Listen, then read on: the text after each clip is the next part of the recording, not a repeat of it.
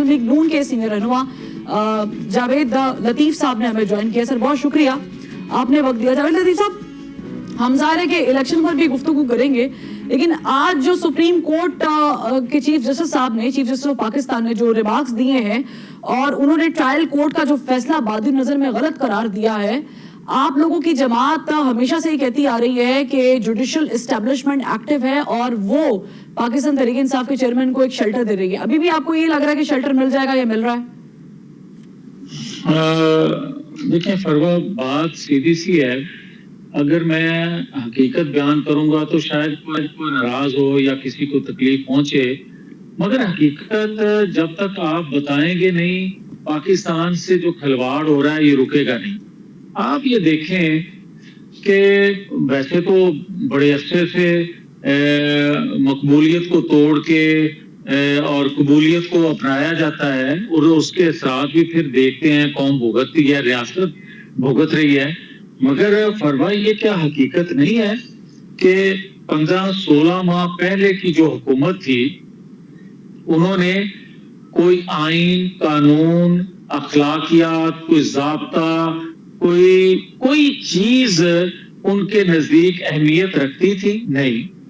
तमाम एक पेज पे थे और तमाम ने पाकिस्तान के वसाइल, पाकिस्तान की ताकत, पाकिस्तान के इख्तियारात जो थे वो समेट के रखे हुए थे। अपनी जरूरत के तहत उसको इस्तेमाल करते थे, अपने लिए इस्तेमाल करते थे। ना आपको कोई फायदा था, ना मुझे कोई फायदा था, ना इस आवाम को कोई फायदा था। हाँ, एक जरूर था कि उन्होंने इस तरह की आइंदा 20 साल की मनसूबाबंदी कर ली थी कि किस किस को एक्सटेंशन जो है इस अदारे से कब तक मिलेगी, यहाँ तक कि अदल देने वालों में भी अगर एक्सटेंशन की रवायत पड़ जाती है, जो कि एक सीनियर वकील जो हैं बलूचिस्तान में, उन्होंने लॉयर फोरम का एक फंक्शन था, उसमें उन्होंने वो बात कही, आज तक उसकी तरदीद नहीं आई। इसी तरह आप ताकतवर हल्के में जो साबका लोग थे वो एक्सटेंशन के लिए और अपने आप को ताकतवर बनाने के लिए क्या कुछ नहीं करते रहे। और फिर जो चीफ एग्जेक्टिव था, भले जिस तरह भी उसको मसल्लत किया गया, मगर चीफ एग्जेक्टिव तो था। अब आप ये देखें कि बगैर इंतखाब के उन्होंने मनसूबाबंदी की हुई थी कि अगले 30 साल तक, पता नहीं जिंदगी होनी भी थी इतनी कि नहीं, मगर 20 साल की मनसूबाबंदी कर ली। लेकिन आपकी बात बिल्कुल ठीक है। आपने रियासत बचा ली ना सियासत कुर्बान करके, अब तो वो फॉर्मूला जो है वो तो अब कहीं बहुत पीछे रह गया। लेकिन जो जुडिशियल एस्टेब्लिशमेंट की आप बात करते हैं, चीफ जस्टिस साहब घर जाने वाले हैं, उनकी रिटायरमेंट करीब है, आपको लगता है कि जाने से पहले वो एक बड़ा रिलीफ पीटीआई चेयरमैन को दे जाएंगे? देखिए, मैं फरवा यही तो कहना चाह रहा था कि ये बात मेरे नजदीक तो बहुत अच्छी है कि मैंने सियासत कुर्बान कर दी रियासत के लिए, मगर मुझे तस्लीम तब होगी जब रियासत बच जाएगी। तो मेरी कुर्बानी के बावजूद अगर रियासत भी ना बचे तो मैंने अपनी कुर्बानी दी क्यों? मेरे लिए तो सवाल ये है। मैं ये कहता हूं कि अगर मेरी कुर्बानी से एक अदारा एक पॉलिटिकल हो गया, वो कहता है कि, और यकीनन उन्होंने करके दिखाया, खुद एहतसाबी भी की, और दूसरे अदारे से सॉरी जसारत करिए काटने, आपकी कुर्बानी की वजह से पॉलिटिकल हुआ। वो तो कहते हैं कि हम बहुत पहले पॉलिटिकल हो गए, और ये जो आप बात कर रहे हैं कि ये प्लानिंग की थी, इसके सबूत क्या है आप लोगों के पास? फरवा, एक सेकंड, अगर मुझे बात मुकम्मल कर लेने दें तो शायद जो मैं कह रहा हूं वो यकीनन किसी की समझ में आ जाए। मैं ये कहता हूं कि जब मैं कह रहा हूं कि एक अदारे ने हमारी जद्दोजहद के नतीजे में कहा कि हम पॉलिटिकल हो गए हैं, तो आप ये देखें 8 माह तक एक अनाउंसमेंट के 8 माह बाद तक हमारी कौमी हुकूमत की मौजूदगी में भी उसकी सहूलतकारी और एक्सटेंशन के रौले उसी तरह थे। नवंबर 2022 को वो तब्दीली आई और उसके बाद जो मौजूदा रजीम है ये लोग आए और 9-10 मई को उन्होंने जब खुद एहतसाबी अपने अदारे के अंदर की तो हाजिर सर्वस लोग जो हैं उनको सजाएं हुई। तो फिर मेरा मौकफ आप दुरुस्त मानती है ना कि सहूलतकारी उनको मयसर थी उन लोगों को जिनको 2017 में लॉन्च किया गया और 2018 में मुसल्लत कर दिया गया। अब मैं एक बात और कहना चाहता हूं, जो आप सवाल कर रहे हैं, आपका सवाल जो एक इंसाफ के अदारे से तल्लक रखता है, तो मैं यही अर्ज करना चाहता हूं, तो एक अदारे ने अपने अंदर खुद एहतसाबी कर ली, क्या फिर दूसरे अदारों को करनी चाहिए थी? नहीं की। और जो नहीं की, उसी की वजह से जो बगाड़ पैदा हुआ, जो अदम एतमाद पैदा हुआ, और फिर आप ये देखें कि आप पंजाब असेंबली में जब अदम एतमाद आता है तो एक वक्त में एक फैसला आता है कि आप वोट कास्ट काउंट भी नहीं होगा और आप 20 सीट भी हो जाएंगे। दूसरा फैसला दूसरे अदम एतमाद के मौके पे आता है कि आप वोट भी कास्ट होगा, अकाउंट होगा और आप 20 सीट भी नहीं होंगे। उसके बाद आप ये देखें। साहब, मैं एक छोटा सा और सवाल कर लूं, क्योंकि आपने इतना अच्छा एक्सप्लेन किया है। आपने कहा कि नवंबर में एक तब्दीली आई, आपको और हम सबको पाकिस्तानी को पता है कि नवंबर में कौन सी तब्दीली आई, कौन सी कमान तब्दील हुई।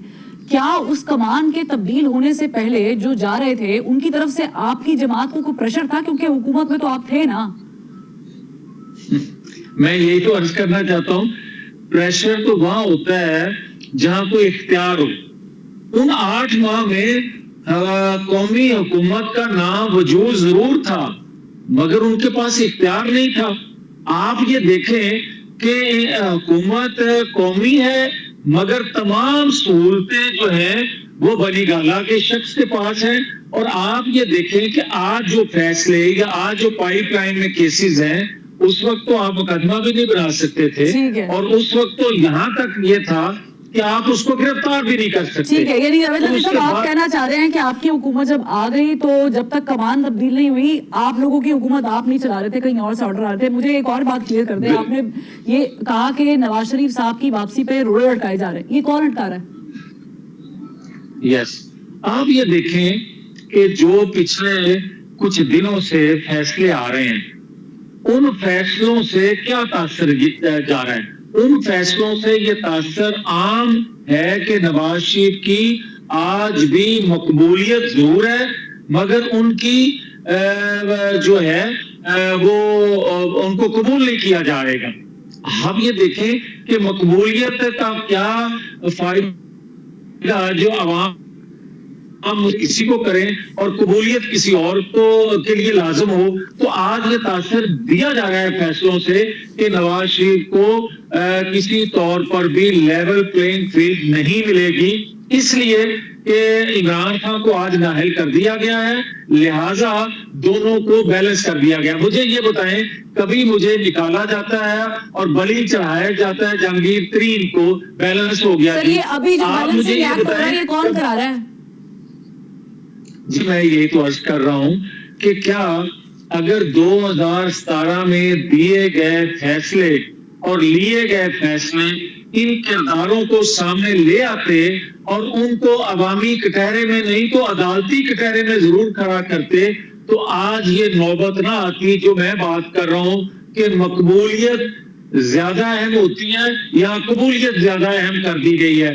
और जिस तरह नवाज शरीफ को ये तासर या उसकी जमात को या अवाम को तासर दिया जा रहा है कि नवाज शरीफ आज भी कबूलियत उसके लिए नहीं है, क्योंकि तमाम किरदार नंगे होने के बावजूद उनको कटहरे में नहीं लाया जा रहा।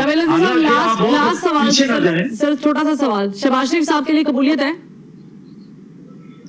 देखिए मैं तो ये आपको अर्ज कर रहा हूं कि 25 साल नवाज शरीफ ने एक जदोजहद की आइन कानून की बालादस्ती के लिए। आप मुझे ये बताएं कि आज हमें ये ताना दिया जाता है कि वोट को इज्जत दो का नारा आज कहाँ है? भाई नवाज शरीफ ने जो जदोजहद की थी आइन कानून की बालादस्ती के लिए, हमें जब उसके जब असरात पॉजिटिव नजर आने शुरू हुए, जो मैंने पहले भी कहा कि एक अदारे ने मान लिया कि हम एक पॉलिटिकल हैं, एक अदारे ने खुद एहतसाबी शुरू कर ली, तो मेरी कोई मसला जदोजहद थोड़ी थी। मुझे अपने अदारों से उतनी ही मोहब्बत है जितनी अदारों में बैठे लोगों को उस अदारे से है। दूध का दूध पानी का पानी करे जाते हुए ये बता दे कि नवाज शरीफ साहब किसको अभी भी कबूल नहीं है और क्यों कबूल नहीं है, क्यों नहीं करना चाह रहे वो कबूल? हाँ, ये बात ठीक है आपकी, ये सवाल भी बड़ा जायज है کہ میں سمجھتا ہوں کہ وہ تمام ادارے جب نواز شریف اقتدار میں آتے تھے ان میں بیٹھے کچھ شخصیات جو تھی ان کو نواز شریف قبول نہیں ہوتے تھے، وہ پاکستان کی ترقی جب ہونے لگتی تھی روڑے اٹکاتے تھے. آج وہ سارے لوگ بیٹھے ہوئے قبول کر رہے ہیں کہ اگر نواز شریف کو عوام منتخب کرتے ہیں تو ہمیں بھی اس کو قبول کرنا چاہیے تاکہ پاکستان ترقی کر سکے. مگر ایک ادارہ جو ہے اس میں چند شخصیات جو ہیں وہ آج بھی دل سے قبول نہیں کر رہی. ان کی محبت کا عالم یہ ہے کہ نواز شریف دشمنی میں کسی ایسے شخص نااہل کو وہ ہر روز کو ریلیف دینے کے لیے ایک خواہش رکھتے ہیں یا دوبارہ اس کو اسی جگہ لانا چاہتے ہیں 2018 کی جگہ، تاکہ پاکستان جو بچا کچا اس کا ہوپ ہے لوگوں کو وہ بھی خدا نخواستہ ختم ہو جائے. یہ ہے وہ چیزیں جو پاکستانی قوم دیکھ رہی ہے.